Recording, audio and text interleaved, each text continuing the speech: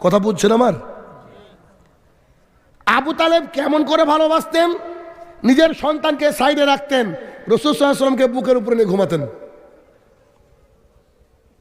ওতবা সাহেব এসে বলছে আপনার ভাতিজার এই ধর্ম মানুষকে ধর্মান্ধ করে দিচ্ছে, বাপদাদা ধর্ম থেকে বিচ্যুতি ঘটাচ্ছে, আপনি একটা ব্যবস্থা করেন, সম্মানিত মানুষ। তিনি বলছেন আমার ভাতিজা যা করবে তোর বাবার কি? যখনই কোনো সমস্যার মধ্যে পড়েছেন চাচা নিজের বুকটা আগে আগে দিয়েছেন। ওনার মতো ভালোবাসা পৃথিবীর কেউ ভালোবাসতে পারেনি। কিন্তু রাসূলুল্লাহ সাল্লাল্লাহু আলাইহি সাল্লাম পাশে বসে আছেন, ওদিকে আবু জেহেল দাঁড়িয়ে আছে, ওতবা সাইবা দাঁড়িয়ে আছে। রাসূল সাল্লাল্লাহু আলাইহি সাল্লাম বলছেন চাচা একবার বলেন না লা ইলাহা ইল্লাল্লাহ। চাচা আপনি একবার বলেন না খালি লা ইলাহা ইল্লাল্লাহ।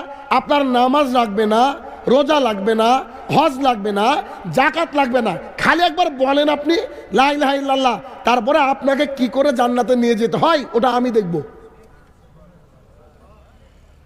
চাচা অনেক যন্ত্রণা সহ্য করে ভাতিজাকে সাপোর্ট দিয়েছেন।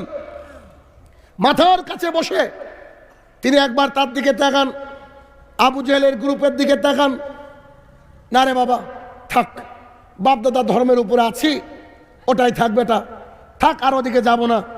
এরকম করতে করতে তিনি যখন মারা যাচ্ছেন রাসূল সাল্লাল্লাহু আলাইহি ওয়াসাল্লাম বারবার করে রিকোয়েস্ট করছিলেন চাচা একবার বলেন না, একবার বলেন আশহাদু আল্লা ইলাহা ইল্লাল্লাহ। আপনি একবার খালি বলেই দেখেন না, আপনি বললেই আমি আপনাকে জান্নাতে নিয়ে যাওয়ার ব্যবস্থা করব। এই কথা বলতে বলতে বলতে তিনি বারবার অনুরোধ করলেন, আল্লাহর কাছে দোয়া করলেন, অনুরোধ করলেন, আল্লাহর কাছে দোয়া করলেন। এই করতে করতে তিনি মারা গেলেন। তিনার ভাগ্যে কালেমা নসিব হলো না।